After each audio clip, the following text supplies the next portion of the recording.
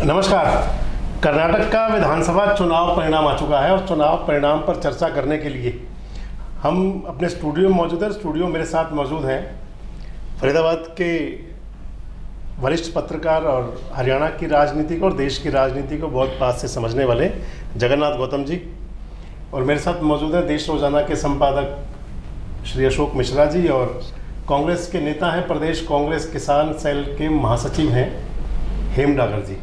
तो डागर साहब, पहले तो आपको बधाई दे देते हैं कि आपकी पार्टी की सरकार बनने जा रही है कर्नाटक में। थैंक यू जी।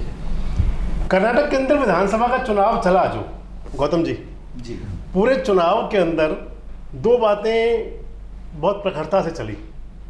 आपको ध्यान होगा चुनाव जब शुरू हुआ तो चुनाव के मुद्दे कुछ और थे। भ्रष्टाचार मुद्दा था, 40% कमीशन की बातें कांग्रेस किया करती थी, बदले में भाजपा के नेता उसके बचाव में जवाब दिया करते थे। एकदम चुनाव का सिनेरियो चेंज हुआ था।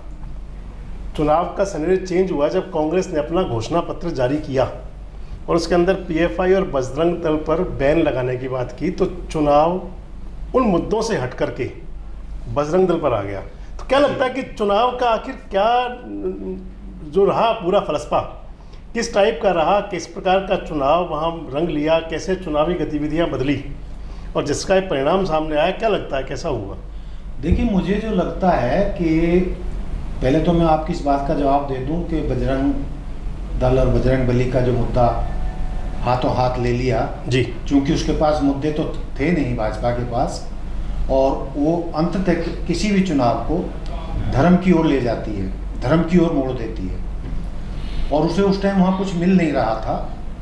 तो अचानक जो बजरंग बली, बजरंग दल और पीएफआई पर जो लगाने की बैन करने की बात की, तो उसको एकदम भाजपा ने, मोदी जी ने या पूरी भाजपा पार्टी ने उसको लपक लिया और एकदम उसको धर्म का मुद्दा बना दिया और कहा कि भाई ये तो धर्म विरोधी हैं, ये तो हिंदू विरोधी हैं, ये तो हमारे मतलब देवता हैं, भगवान हैं, हनुमान जी, उनका भी विरोध कर रहे हैं, इनको हराओ और बजरंगबली के नाम पर वोट दो और भाजपा को जिताओ, ये तो धर्म विरोधी पार्टी है। नहीं, बजरंगबली को फिर दोनों पार्टियों ने कहा, प्रधानमंत्री जी अगर मोदी के बजरंगबली जी के लिए कह रहे थे तो कांग्रेस के जो राष्ट्रीय अध्यक्ष हैं उनसे लेकर और प्रियंका गांधी बजरंगबली के मंदिरों में गई। नहीं, उनका ये कहना था कांग्रेस के नेताओं का कि भाई बजरंग दल कोई बजरंगबली नहीं है, हनुमान जी नहीं है, वो तो एक समूह है एक पार्टी के संगठन का। उसको आप जो है हनुमान जी या बजरंगबली नहीं कह सकते जी। तो डॉक्टर साहब, आपको क्या लगता है क्या रहा होगा मुद्दा विशेष? क्या बजरंगबली चुनाव के अंदर कितना कारगर रहे, कितना बजरंगबली पर चुनाव चला? अभी आप देख रहे होंगे जब चुनाव परिणाम भी आ रहे थे तो चुनाव परिणाम के दौर में भी कहा जा रहा था कि बजरंगबली का आशीर्वाद किसे मिला आखिर? देखिए बब्बू जी, कुल मिला के बीजेपी के पास कोई ऐसा मुद्दा नहीं था। विकास की बातें हो या कर्नाटका में बहुत ज़्यादा उस स्टेट की तरक्की का मामला हो, उनके पास बोलने के लिए कोई चीज़ें नहीं थी। और उनका एक ही मुद्दा है, पब्लिक को पता है, किसी भी चीज़ को घुमा फिरा के वो धर्म से जोड़ने वाली बातें होती हैं। पहली बात तो आपकी पार्टी ने मुद्दा दिया ही क्यों आखिर? अगर आप कह रहे हो धर्म, पार्टी ने तो दिया ही नहीं धर्म का। बजरंग बली और बजरंग दल, आप देखिए, ये पब्लिक सारा जानती है। पब्लिक को पता है बजरंग दल और बजरंग बली का क्या कंपैरिजन है। हम ये कह सकते हैं कि श्री राम, सीता, लक्ष्मण जी का तो बजरंग बली से कनेक्शन हो सकता है, बट बजरंग दल तो बीजेपी पार्टी का एक सहयोगी संगठन है। तो ऐसी सूरत में ये जो नतीजा आया है, उनका जो कारतूस फेल रहा, बिकॉज पब्लिक जानती है इस बात को जी कि कहाँ बजरंग दल, वो एक बीजेपी का सहयोगी संगठन है, और बजरंग बली तो उनकी नीयत जो थी बीजेपी की, उस मुद्दे को धार्मिक रंग देने की नीयत थी, तो वो पब्लिक उसके बारे में पूरा जागरूक है। और बहुत वहाँ सारी चीजें थी, एक पब्लिक में आक्रोश था बीजेपी के प्रति। क्या कारण था? देखिए, कर्नाटका में सरकार गिराना कांग्रेस की, वो एक प्रजातंत्र की, वहाँ की पब्लिक ने महसूस किया प्रजातंत्र की हत्या थी। लेकिन वहाँ आपके पास, अगर आप इस बात पे आओगे तो बड़ी अच्छी बात कही आपने। वह कांग्रेस और जेडीएस को भी तो जनता ने मेजोरिटी थोड़ी दी थी। गठबंधन सरकार थी, बड़ी पार्टी तो बीजेपी थी। क्यों मिश्रा जी? जी बिल्कुल सही कह रहे हैं। देखिए, बड़ी पार्टी वो थी, लेकिन गठबंधन की तो सेंटर में भी बीजेपी की भी गठबंधन की सरकार है, वो भी तो गठबंधन की सरकार है। बट आप वहां और यहाँ कितना जमीन आसमान का फर्क है। फिर वो एक चीज नहीं थी, कर्नाटका का नहीं, पब्लिक तो सारा देख रही है। आजकल मीडिया का युग है, सोशल मीडिया का युग है। राजस्थान में क्या हुआ, क्या होने जा रहा था, मध्य प्रदेश में क्या हुआ, कर्नाटका में क्या हुआ, तो पब्लिक अब जागरूक है। अब पब्लिक ये समझती है, जहां तक मेरी ओपिनियन है, पब्लिक ने इसको बड़े जागरूकतापने से लिया, क्योंकि पब्लिक जिसे बना रही है और उस सरकार को गिरा देना, वो सीधा सीधा लोकतंत्र की हत्या है। वैसे कहते हैं ना, दूध का जला हुआ छाछ को फूंक मारता है। तो आपकी पार्टी वालों ने आज पहले ही वहाँ हेलीकॉप्टर्स भेज दिए थे, क्योंकि एमएलए हमारे भाग ना जाए। मिश्रा जी, एक जो चुनाव में मैंने देखा, इस चुनाव के अंदर ठीक है, बजरंगबली मुद्दा था और सभी मुद्दे थे, महंगाई मुद्दा था। जहाँ तक मैंने समझा है कि कर्नाटक के अंदर कांग्रेस को जो जीत मिली है, मुख्य बातें दो थी। एक तो कांग्रेस की जो वो गुटबाजी थी, वहाँ की बार नहीं थी जी। कांग्रेस ने अपनी गुटबाजी पर रोक लगा ली। और दूसरा, जो कांग्रेस ने 5 गारंटी जो पत्र शुरू किया था, 5 गारंटी दी थी, और ऐसा लगता है कि वो 5 गारंटी और गुटबाजी पर रोक कांग्रेस को जो वोटर्स के साथ जोड़ने में ज़्यादा कामयाब रही। क्या लगता है आपको, क्या लगता है क्या रहा होगा? बस अब ये बात ये है कि आपने महसूस किया होगा, हिमाचल में चुनाव हुए थे जी। तो हिमाचल में जो चुनाव हुए उसमें हिमाचल कांग्रेस ने और वहाँ इनके बड़े नेताओं ने कांग्रेस के क्या किया कि हिमाचल में स्थानीय मुद्दों को उठाया उन्होंने। वो ट्रैक से बाहर नहीं गए। मोदी जी और पूरी भाजपा वो ला करके राष्ट्रवाद, ये कांग्रेस भ्रष्ट है, ये है, वो सीधे राष्ट्रवाद और उस पर लाते रहे। लेकिन हिमाचल में जो प्रियंका और बाकी टीम थी उनकी, कांग्रेस की उसने वो ट्रैक नहीं छोड़ा, यानी कि लोकल मुद्दों पर और वही बात इस बार कर्नाटक में भी हुई। कर्नाटक में आप देखिए, जब से वो चुनाव की घोषणा हुई और उसके बाद जो चला, वो कांग्रेस स्थानीय मुद्दों पर, भ्रष्टाचार, बाकी जो है समस्याएं क्या है जनता की, उस पर वो फोकस करते हैं। हाँ, गैस सिलेंडर, बिजली और महिलाओं को वो जो घोषणाएं की है उन्होंने 5, वो देखिए तो वो सीधे जनता से जुड़ी हुई है। लेकिन भाजपा ने क्या किया कि भाजपा वो मोदी और अमित शाह वो बार बार जो है कर्नाटक में अगर जीती तो आतंकवाद फैलेगा, दंगा होगा। मिश्रा जी, हिजाब का बड़ा मसला चला था चुनाव से पहले। जी। तो क्या चुनाव में भी कहीं आपको लगा कि सभी जानना चाहेंगे कि चुनाव में भी लगा कि हिजाब वाला मामला भी कहीं लोगों को जो जोड़ने में, खासकर जब धर्म के नाम पर राजनीति होती है, तो उसके अंदर, क्योंकि एक मैं देख रहा था एक इलेक्शन जो चल रहे थे सारे रिजल्ट्स, और एक चैनल में दिखाया जा रहा था कि जो मोमडन मेजोरिटी का जितना भी एरिया था जी, वह कांग्रेस के पक्ष में बहुत ज़्यादा मतदान हुआ। जी। जेडीएस को उसका हिस्सा नहीं मिला। जेडीएस की सीटें घट गई, 20 सीटें रह गई। जी। जो पिछली बार लगभग 40 से प्लस सीटें थी, वो 20 सीटें रह गई। देखिए, मुद्दा तो था, हिजाब का भी था, और जो इधर अमित शाह ने घोषणा की कि वो जो 4% दिया जा रहा था, उसको 2% वो का लिंगा और लिंगायत में बांट दिया गया। जी। तो वो एक था, और यही वजह थी कि जितना मुस्लिम वोट था वो सीधे चला गया कांग्रेस के पक्ष में। मतलब मान लिया जाए कि 3 बातें मेन थी, एक 5 गारंटी, दूसरा कांग्रेस की गुटबाजी रुकी, और तीसरा लोकल मुद्दे। जी। गौतम जी, जैसे बात हम कर रहे थे अभी जी कि जो गुटबाजी पर रोक लगी, राजस्थान में चुनाव आने वाला है, पूरे 5 साल कांग्रेस वहाँ जूझती रही है। सचिन पायलट, आपको ध्यान होगा, मानेसर में भी बड़ा चला था ऑपरेशन लोटस के तहत, और उस टाइम सचिन पायलट आ गए थे। पिछले दिनों अशोक गहलोत ने एक बयान दे दिया, बड़ा तीखा बयान था अशोक गहलोत का, कि भाई जिन लोगों के पास, जिन विधायकों के पास भाजपा के पैसे हैं, वो पैसे जमा कर दें वापस। तो क्या राजस्थान में कांग्रेस उस गुटबाजी को रोकने में कामयाब होगी, या क्या अगर वो गुटबाजी नहीं होगी तो कुछ सफलता मिल सकती है कांग्रेस को राजस्थान में? क्या लगता है आपको जी? मैं राजस्थान वाले, अगला चुनाव आने वाला है, मैं राजस्थान वाले मुद्दे से पहले 1 मिनट के लिए कर्नाटक चुनाव फिर से जाना चाहूँगा कि जो जीतने के कारण थे, जो अभी संपादक जी ने बताए, उसमें कुछ और भी थे। जैसे कि ये बजरंगबली वाला मुद्दा उठा हम्म, और कांग्रेस ने कहा कि हम बजरंग दल पे और पीएफआई पे दोनों पर बैन लगाएंगे, तो उससे हुआ ये कि जो एक बड़ी पॉकेट मुसलमानों की थी, जी, जो जेडीएस के साथ चलती थी, हाँ जी, वो एकदम जो है कांग्रेस की तरफ आ गई हम्म, कि भाई कांग्रेस में ही हमें जो है न्याय मिल सकता है, क्षेत्रीय दलों के साथ रहने में बात बनने वाली नहीं है। गौतम जी बात काट रहा हूँ, फिर तो जो भाजपा का आरोप है कि ध्रुवीकरण कर रही थी कांग्रेस, हाँ। फिर तो ठीक बात हुई इसका मतलब। नहीं नहीं नहीं, वो अपनी तरफ से कहती रहे, वो उनकी अपोजिट पार्टी है, वो कह सकती है, कुछ भी कह सकती है। तो हुआ क्या कि जो मुस्लिम का सारा वोटर था जी, पीएफआई और बजरंग दल पे बैन लगाने के घोषणा से एकदम जो है जेडीएस से उस तरफ आ गया, कांग्रेस की तरफ आ गया। और एक पॉइंट ये था कि जो कांग्रेस के राष्ट्रीय अध्यक्ष हेगड़े जी हैं, खड़गे जी, खड़गे जी, जी, तो वो दलित समुदाय से हैं, तो उनके कारण भी कर्नाटक में दलितों का और मुस्लिम का पिछली उस बात के कारण दोनों वोट जो दोनों समुदाय जो है उनके साथ आ गए।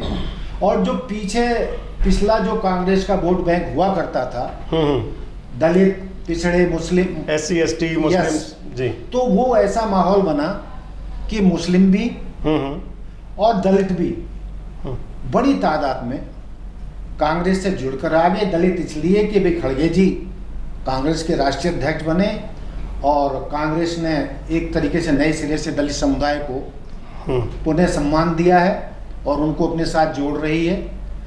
तो ये दो कारण भी बहुत बड़े रहे, मुसलमानों के और दलितों के साथ आने का।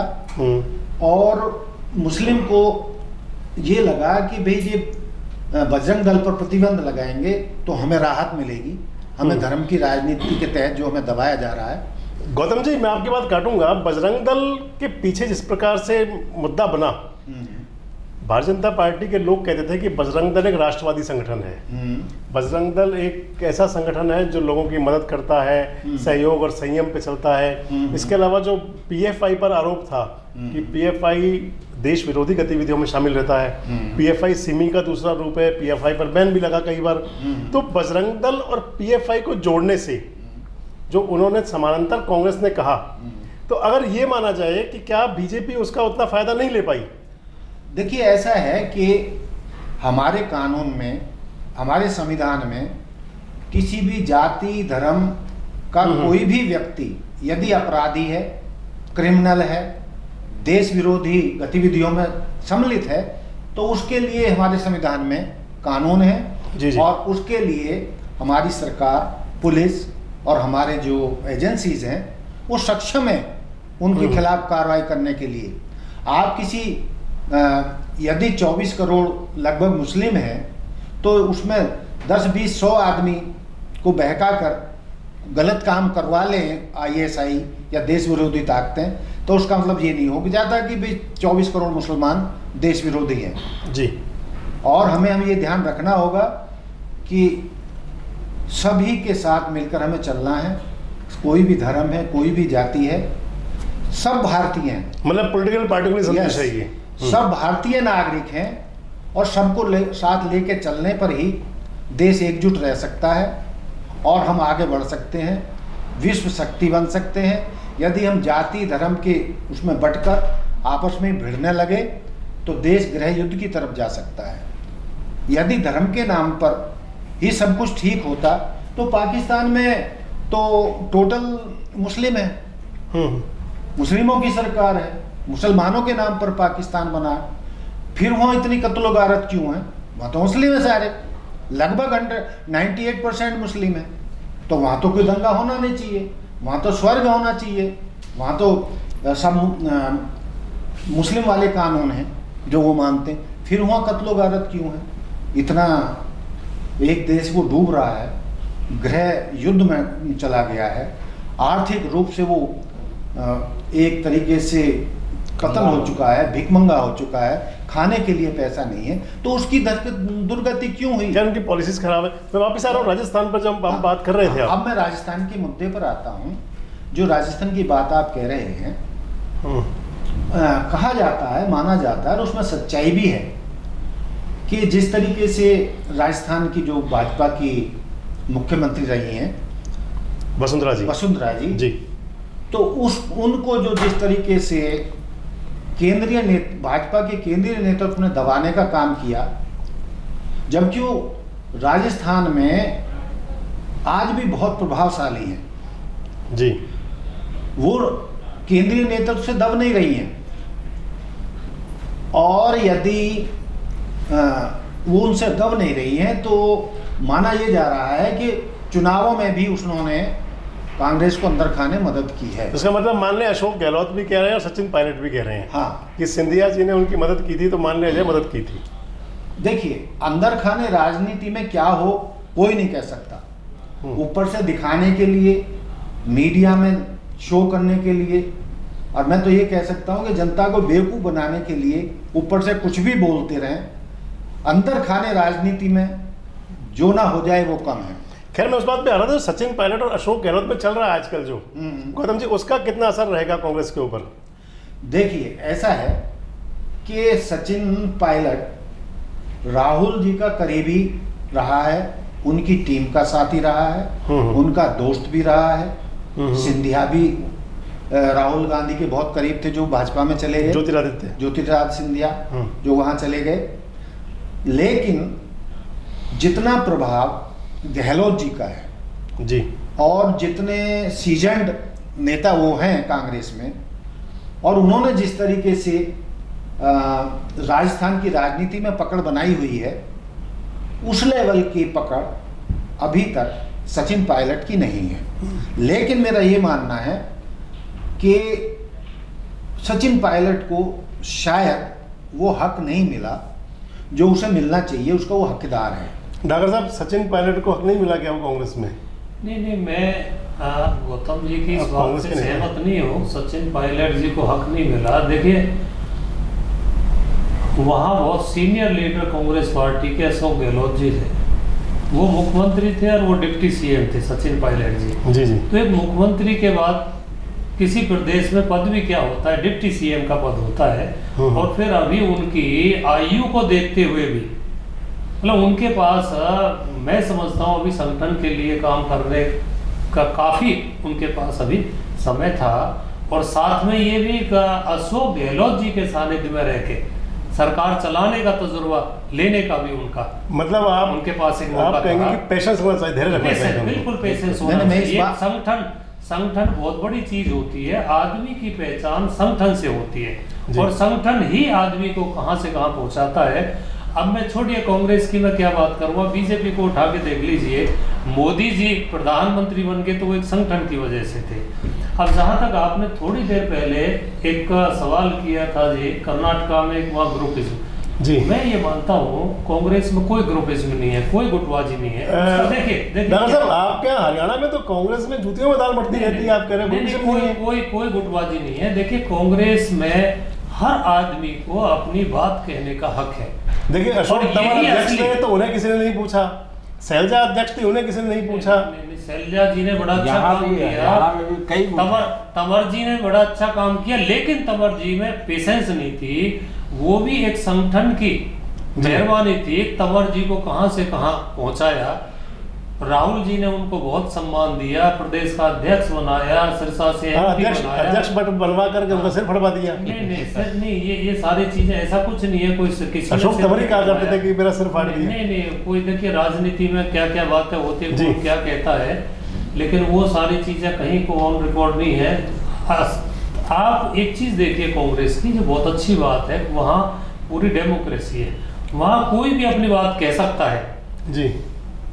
और ऐसे संगठन कोई दूसरा है जहां वो डर की वजह से अपनी बात ना कहें, तो मैं नहीं समझता कि वहां प्रजातंत्र नाम की कोई चीज है जी। तो कांग्रेस में कोई ग्रुपिज्म नहीं है, सभी मिलके काम करते हैं और सभी अपनी बात को, हर आदमी को अपनी बात कहने का हक है।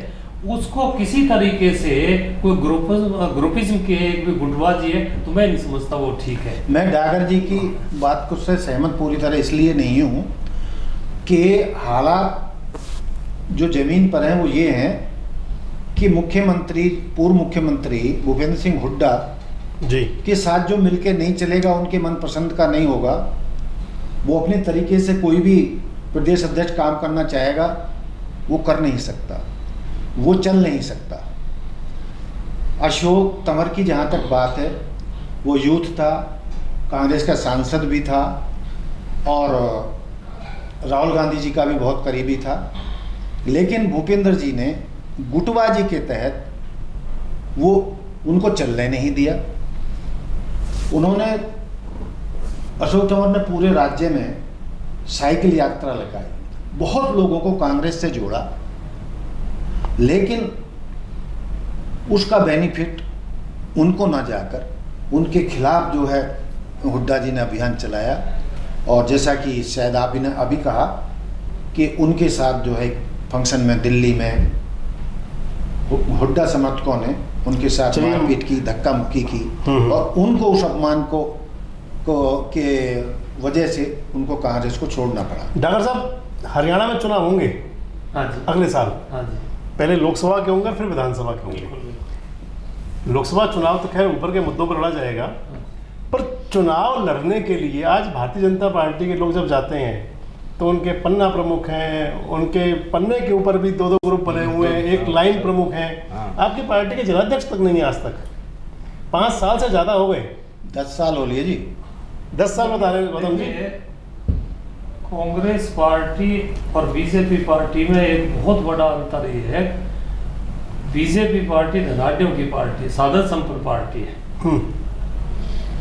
जहां तक संगठन की बात है, ऐसा नहीं है संगठन नहीं है, उसका रूप थोड़ा चेंज करके, जिसको आप जिलाध्यक्ष कहते थे, जिलाध्यक्ष की जगह प्रभारी बना दिया।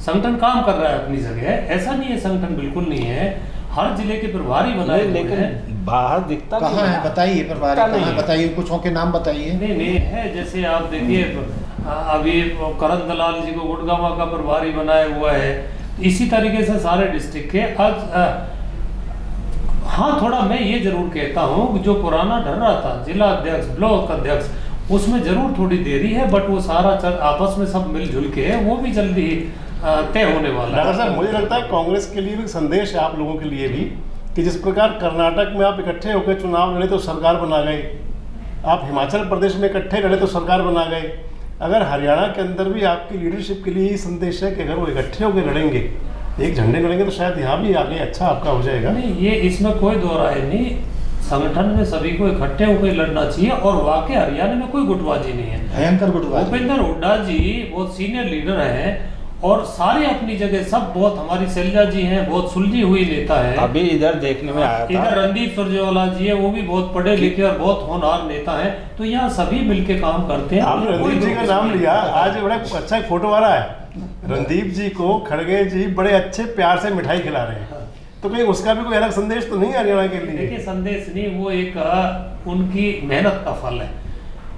कांग्रेस पार्टी ने उन्हें प्रभारी बना के वहां भेजा जी, और वो अपने उस टेस्ट में 100% पूरे उतरे, कामयाब है। तो उसका उन चीजों से नहीं है, जब जहां कामयाबी मिलती है तो वहां उनका हक भी बनता है कि कोई एप्रिशिएट करे जी। तो मतलब हरियाणा के लिए कोई हुड्डा जी को बेचैनी होने की जरूरत तो नहीं है ना? देखिए, यहाँ हमारा किसी को कोई बेचैन, ना हुड्डा जी को बेचैन होने की जरूरत है, ना रणदीप जी को, ना शैलजा जी को। यह तीनों ही बड़ा मिलजुल के काम कर रहे हैं। और जहाँ तक बात है, हमारे हमेशा प्रदेश में कांग्रेस में एक ट्रेंड रहा है, कांग्रेस सभी को प्रतिनिधित्व दे के चलती है। यह पहले से एक ट्रेंड रहा है कि अगर सरकार सत्ता, अगर पार्टी सत्ता में रहेगी तो मान लीजिए एक जाट है तो दूसरे वर्ग को प्रदेश अध्यक्ष का पद दिया जाएगा। उसी तरीके से आज भी उदयमान जी बड़े सुलझे हुए हमारे प्रदेश अध्यक्ष हैं और दलित वर्ग में बहुत अच्छी पैठ है, पैठ तो उनकी सारे ही समाज में है। और हुड्डा जी का तो अपना तजुर्बा है, 2 टर्म हुड्डा जी ने प्रदेश को बहुत अच्छे तरीके से चलाया, जिनकी सारी जगह प्रशंसा होती है, सभी वर्ग के लोग उनके प्रशंसक हैं। उनकी पॉलिसीज से हरियाणा ने बड़ा तरक्की की थी, आज हरियाणा कहाँ पहुँच गया देखिए आप। तो कोई गुटबाजी नाम की ऐसी चीज़ नहीं है जिसको हम कह सकते हो। सभी अपने अपनी हैसियत के हिसाब से सभी मिलजुल के हरियाणा में काम कर रहे हैं। और निश्चित तौर पर आप याद रखना, हरियाणा में बहुत बहुमत से कांग्रेस की सरकार आएगी, सभी के नेतृत्व में इलेक्शन लड़ा जाएगा। जहां तक मैं उस लेवल का आदमी नहीं हूं, लेकिन जहां तक मुझे पार्टी के बारे में मैं जानता हूं, मुख्यमंत्री का फैसला हाईकमान उस वक्त में करेगा। सब मिलजुल के सारा पार्टी में एक प्रजातांत्रिक तरीके से सब कुछ होगा। मिश्रा जी, आज कर्नाटक का विधानसभा चुनाव परिणाम आया जी इसके साथ साथ एक लोकसभा का चुनाव परिणाम था। जी जालंधर के अंदर लोकसभा का चुनाव था। 4 विधानसभा सीटों के चुनाव थे, जिनमें यूपी की एक स्वार सीट थी जी और उत्तर प्रदेश में नगर निकाय लोकल बॉडीज के चुनाव थे। जी एक बात कहें तो देश की जनता है बड़ी दयालु, सबको देती है कुछ ना कुछ। जी जी जालंधर आपको दे दिया है, जी यूपी निकाय बीजेपी को दे दिया है, जी कर्नाटक कांग्रेस को दे कांग्रेस दिया को दे दिया है। इन चुनाव परिणामों का मिश्रा जी क्या लगता है, क्या दूरगामी असर रहेगा? 2024 का सेमीफाइनल कहा जा रहा था इस चुनाव को, खासकर कर्नाटक को। जी। क्या लगता है? कर्नाटक की विजय का कुछ तो फर्क पड़ेगा। कारण क्या है कि कर्नाटक जिस तरह इन्होंने जीता है, एक मैसेज गया। अभी तक आप देखिए, पहले ये था कि अमित शाह और मोदी अब अपराजय हैं, जी कहा जाता था कि इनको कोई नहीं, लेकिन अब वो जो था वो ढहने लगा है। हिमाचल में हारे, नहीं, पश्चिम बंगाल हारे थे, उसके बाद 3 स्टेटों में सरकार बन गई। अगर एक स्टेट हार गए तो इससे आप क्या मान लेंगे कि तिलिस्म गिरेगा? आपने कहा कि मोदी और अमित शाह पराजय है, तो ये जो पहले कहा जाता था भाजपा, अभी 2009 के बाद जब दूसरी वो 2019 के बाद, 2019 तो मैं वही बोल रहा हूँ कि 19 के बाद तो पश्चिम बंगाल भी तो हारे और उसके बाद फिर 4 स्टेट जीते। जी, लेकिन ये जरूर है कि इसका फर्क इसलिए पड़ेगा क्योंकि जो यहाँ है मध्य प्रदेश में है, जैसे जी मध्य प्रदेश में है, राजस्थान में है, छत्तीसगढ़ में है, फिर तेलंगाना में है, तेलंगाना में है, या यहाँ हरियाणा में, उसके बाद लोकसभा चुनाव होंगे। जी। तो इसमें जो है वो जो समीकरण बन रहे हैं, इसमें जो विपक्षी दल जितने हैं, अगर वो एक हो जाते हैं, जैसे कि मतलब भानुमति का कुनबा जुड़ जाएगा, जुड़ जाए अगर। अभी तक तो ये था कि कांग्रेस के नेतृत्व में आने को कोई तैयार नहीं था जी, लेकिन अब कर्नाटक के बाद परिस्थितियां बदली है। अभी आप देखिए कि ममता बनर्जी जो है, कभी सुर जो है वो नरम हुआ है। इधर कहना शुरू किया, हमें किसी के साथ विपक्ष, बस भाजपा हार जाए हम उसके लिए तैयार है। तो मतलब माने कि इसका चुनाव पे जो 4-5 राज्यों में चुनाव होंगे वहां तक असर सीमित रहेगा, या जो लोकसभा का चुनाव होगा उस तक भी इसका असर जाएगा? नहीं, उसका भी असर तो जाएगा, बहुत ज़्यादा असर होगा। ऐसा नहीं होगा कि एकदम भाजपा हार ही जाएगी, ऐसा नहीं होगा, लेकिन कुछ सीटें जरूर घटेगी जी। लेकिन ये जो राज्यों के चुनाव होंगे इस पर ज़्यादा असर होगा। तो कर्नाटक विधानसभा चुनाव पर ये हमारी विशेष परिचर्चा थी कि चुनाव के परिणाम कैसे रहे हैं और आगे इसका भविष्य की राजनीति पर क्या असर रहेगा। सभी ने अपने अपने हिसाब से उसका अवलोकन किया। गौतम जी, आपकी लास्ट प्रतिक्रिया क्या, इस चुनाव का परिणाम का क्या असर रहेगा? देखिए, मेरे लिहाज से तो ये विपक्षी दलों के लिए, कांग्रेस के लिए टर्निंग पॉइंट हो सकता है जी। यदि जिस तरीके से राहुल गांधी ने देश जोड़ो यात्रा, भारत जोड़ो यात्रा की थी और उन्होंने कहा कि पिछले वाला राहुल मर गया, ये नया राहुल पैदा हुआ है, और इसी तर्ज पे जो उन्होंने घोषणा कर रखी है कि वो एक और यात्रा पूरे भारत की करेंगे, शायद इधर गुजरात से लेके असम की उधर नॉर्थ ईस्ट तक। तो यदि वो उस तरीके की यात्रा और कर लेते हैं तो मेरा मानना है कि एक तो उससे बहुत फर्क पड़ेगा और विपक्षी दलों का हौसला जो टूट चुका था, चाहे वो सीबीआई के हमलों से, इनकम टैक्स डिपार्टमेंट की वजह से, ईडी की वजह से, जिस तरीके से उन पे हमले हो रहे थे, उनको गिरफ्तार किया जा रहा था, उनको फंसाया जा रहा था, तो अब चूंकि लोकसभा में 8-10 महीने ही एक तरीके से बचे हैं चुनावों में, तो ये भी फंसाने का दौर खत्म होगा और लोग बोलने लगेंगे, विपक्षी दलों में एक नया जोश आएगा। और मेरा किसी हद तक ये भी मानना है कि पत्रकारों की भी जो आवाज़ दबी हुई थी, मीडिया वालों की जो आवाज़ दबी हुई थी, वो भी कुछ मुखर होगी और उस मुखरता का फ़ायदा विपक्षी दलों और कांग्रेस को मिलेगा। और मैं ये सोचता हूँ और कई राजनीतिक पंडितों का मानना है कि भाजपा के लिए ये चुनाव आने वाले लोकसभा चुनाव बहुत कठिन होने वाले हैं। इसमें कुछ भी हो सकता है और सीटें तो बहुत कम होने वाली है। सरकार यदि विपक्षी दल एक हो गए और भाजपा के खिलाफ लोकसभा की हर एक सीट पर अपना एक मतलब सामूहिक एक ही उम्मीदवार विपक्षी दल ने उतारा, तो ये संभव है नहीं कि 1977 यस कि उसका भाजपा का सत्ता में लौटना भी मुश्किल हो सकता है। डॉक्टर साहब, कितनी स्फूर्ति मिलेगी चुनाव से? देखिए, ये चुनाव कर्नाटका का विधानसभा का चुनाव का जो रिजल्ट आया है, ये देश में बदलाव का एक संकेत है। पब्लिक समझ चुकी और उन नारों से जो धार्मिक नारे या समाज में जो ध्रुवीकरण की राजनीति थी, वो सारा पब्लिक समझ चुकी है और उससे दुखी है। पब्लिक विकास चाहती है और मैं ये मानता हूँ, जैसे अभी गौतम जी ने कहा, मैं उनकी बात से सहमत हूँ, 2024 में बहुत बड़ा बदलाव आने वाला है और शायद कोई दोहरा ही ना हो कि बीजेपी, आप तो कह रहे हैं बीजेपी की सीट घटेंगी, मैं ही समझता हूँ बीजेपी सत्ता से बाहर हो जाएगी।